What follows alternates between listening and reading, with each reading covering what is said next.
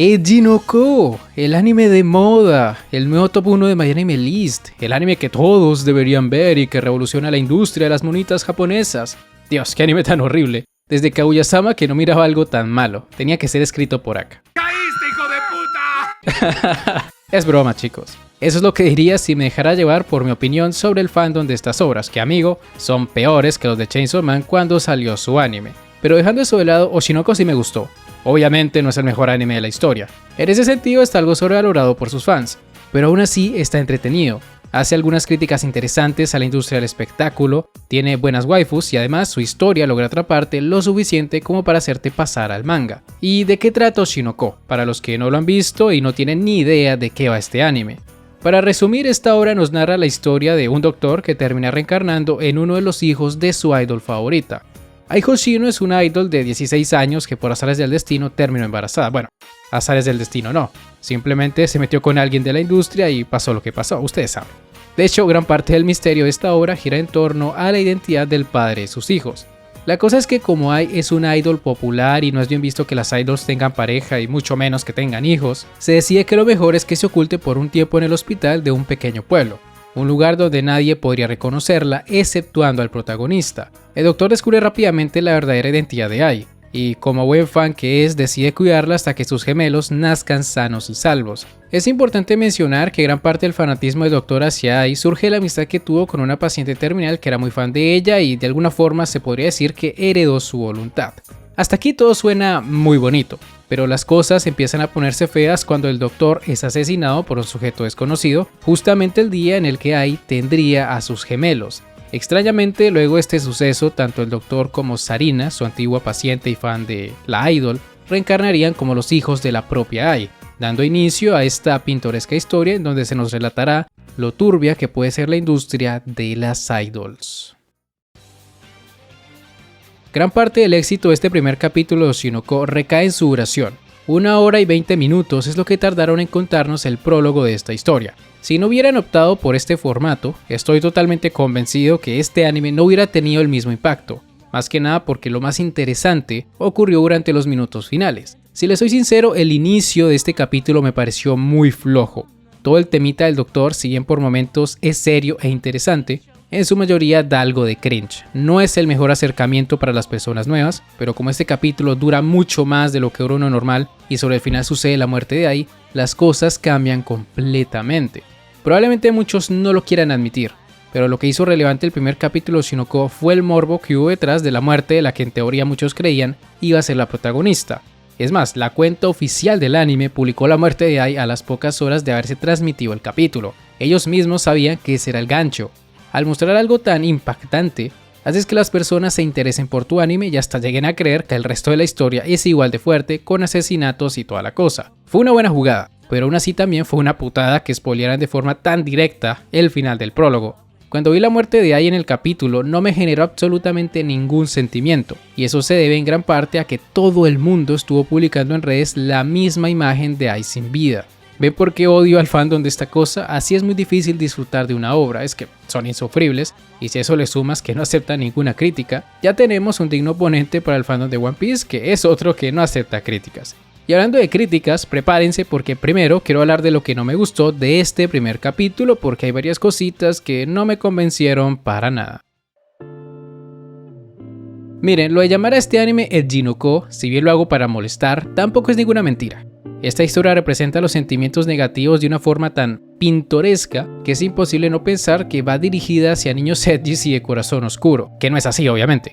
Por ejemplo, miremos la forma en la que se representa la venganza en el personaje de Aqua.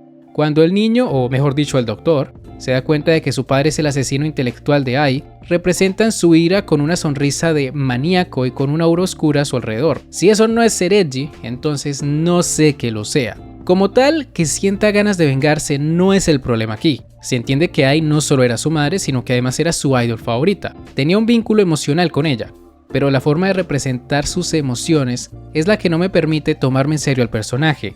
Y es que estamos hablando de un hombre adulto que siempre fue una buena persona. Que de repente su actitud cambie por la de un niñito vengativo y frío es totalmente irreal e incoherente. Eso por un lado, y por otro me parece muy conveniente que el protagonista nunca se haya interesado por su propia muerte a manos del mismo sujeto que asesinó a su madre. Pueden inventarse la excusa que quieran, pero cualquier persona estaría interesada en saber quién lo asesinó en su vida anterior, y más aún considerando que dicho asesino también estaba detrás de Ai y sabía cosas muy personales sobre ella. Por esa razón es que no puedo tomarme en serio la reacción de Aqua, porque tuvo que esperar a la muerte de su madre para ponerse manos a la obra. Otra cosa que tampoco me gustó es ese miedo de los gemelos de compartir información sobre sus vidas pasadas. Ni Ruby sabe que Aqua es el doctor, ni este sabe que su hermana era su antigua paciente. Por más doloroso que resulte para ellos hablar de este tema, me parece incoherente que ninguno se haya interesado por el pasado del otro. Y aquí es cuando te das cuenta que todo este tema de las encarnaciones nunca tuvo sentido realmente. Y no me refiero a que sea algo sobrenatural, sino al hecho de que no le aporta nada a la obra. Estuve leyendo el manga y en los arcos posteriores casi nunca se vuelve a mencionar que Aqua y Ruby son reencarnados. Es más, por la forma en la que se maneja la historia, habría sido mucho mejor que los chicos simplemente hubieran sido superdotados y ya. Que el protagonista haya tenido una vida anterior no se usa mucho que digamos, y me atrevería a decir que este aspecto, más que ayudar a la trama, la entorpece, ya que al considerar a Aqua como un adulto en el cuerpo de un niño, resulta extraño emparejarlo con todas las chicas adolescentes que se le presentan como interés amoroso, porque no son pocas. De hecho, el propio autor pareciera que ha intentado borrar eso de la reencarnación. Hay una parte en donde se dice que la mente del doctor se ha ido fusionando con la de su nuevo cuerpo o algo así. Es una cosa bien rara, pero se nota que se intenta por cualquier medio hacer que nos olvidemos que Aqua es el doctor. Aparte de este tema de los reencarnados, que no se manejó muy bien que digamos, la otra cosa que no me terminó de convencer fue la muerte de Ai, o mejor dicho, las palabras que ella le dice a su asesino. A ver, yo entiendo el concepto del personaje. Ai es una persona que vive en un mundo de mentiras, se protege con ellas, y ella misma se siente mal de mentirle a los fans y todo eso. Pero para mí resulta muy anticlimático que le diga al sujeto que la acaba de apuñalar, que aún intenta quererlo y hasta le pide perdón. Es una escena muy incómoda. Ese fan no se merecía ninguna muestra de amabilidad. Y en cierta forma, por culpa de esta actitud tan errática de Ai, yo nunca pude empatizar con ella. Y por lo mismo, su muerte, como dije antes, no me generó ningún sentimiento. Pero bueno, eso ya es cosa mía. Aparte de lo que ya mencioné, creo que no tengo más conflictos con esta obra, así que pasemos con las cosas positivas. Una de las mejores cosas que hace Oshinoko es exponer la realidad detrás de la industria del entretenimiento. En el prólogo lo hace centrándose específicamente en el mundo de las idols, pero más adelante se extiende también hacia la televisión, los reality shows, el mundo de la actuación, etcétera, etcétera.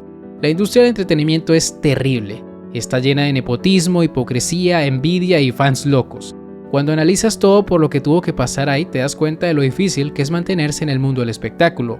A pesar de que ella era súper famosa, lo que ganaba solo le alcanzaba para sobrevivir. Y ahora imagínate las idols que apenas están empezando o que no son tan famosas. Esas pobres chicas deben tener unos 3 o 4 trabajos diferentes para poder costear su sueño. Oshinoko nos muestra esa realidad de la que nadie habla. Y lo más preocupante no es que las idols estén mal pagadas, sino que a nivel social les exigen demasiado, al punto de que muchas terminan rompiéndose mentalmente. A mí me resulta indignante que estas personas tengan que vivir por y para sus fans al punto de que ni siquiera puedan tener una vida propia. Y esto no es ficción. Tengo entendido que en Japón hay agencias de idols que les exigen a sus trabajadoras que no tengan pareja, y si rompen esa regla son despedidas. Es una cosa terrible. La escena en donde Ruby se pelea con un montón de haters de Ai me parece excelente, porque critica muy bien este problema. Ai no tuvo la culpa de su muerte. Las idols también son humanas y tienen todo el derecho del mundo a tener pareja e hijos. Esos locos que se molestan por ellos son unos estúpidos. Nadie tiene por qué mantener la ilusión de un montón de locos sin amor propio. En ese sentido aplaudo a Oshinoko por atreverse a criticar a la sociedad japonesa, aunque bueno, actualmente este tipo de cosas no se limitan solo a Japón. Para no irnos más lejos, solo hay que ver las polémicas que se dan con las VTubers, donde muchos se sienten decepcionados cuando conocen el rostro real de sus waifus 2D. Hay mucho loquito en este mundo, de verdad que sí, pero bueno, sigamos con el tema principal. Para finalizar, debo resaltar las palabras finales de Ai hacia sus hijos. El hecho de que les dijera que los amaba y que gracias a ellos finalmente había podido dejar de mentir. Esa parte sí me gustó y dentro de todo cerró bien el personaje de Ai. Podría decirse que fue una especie de remontada de la escena anterior en donde se disculpaba con el fan loco.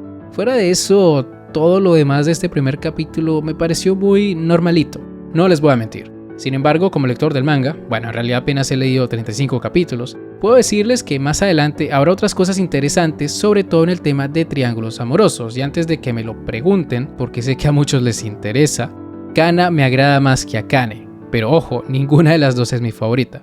Mi favorita es Memcho, la única y verdadera besto waifu de esta historia, junto con la madrastra de los protagonistas. En conclusión, Oshinoko tiene mucho potencial. Si bien ya desperdiciaron el tema de las reencarnaciones, que no sé si más adelante vuelvan a tocarlo, en lo que respecta a la industria del entretenimiento o el romance, sí se hace un buen trabajo. Por ahora no puedo afirmar que este sea el mejor anime de la temporada, aún es pronto para eso, y a pesar de su interesante primer capítulo, Vinland y Jigokuraku me siguen entreteniendo más, pero en fin. Ya veremos cómo evoluciona este anime, aún le quedan 10 capítulos si no estoy mal y todavía le quedan algunos ases bajo la manga, recordemos que se viene el arco del reality show. Y ya está gente, con esto llegamos al final de este video. Si les ha gustado no olviden dejar un buen like, suscribirse, síganme en mis redes sociales que están en la descripción. Y dicho eso, ahora sí, me despido. Hasta la próxima, el Psy Kongru.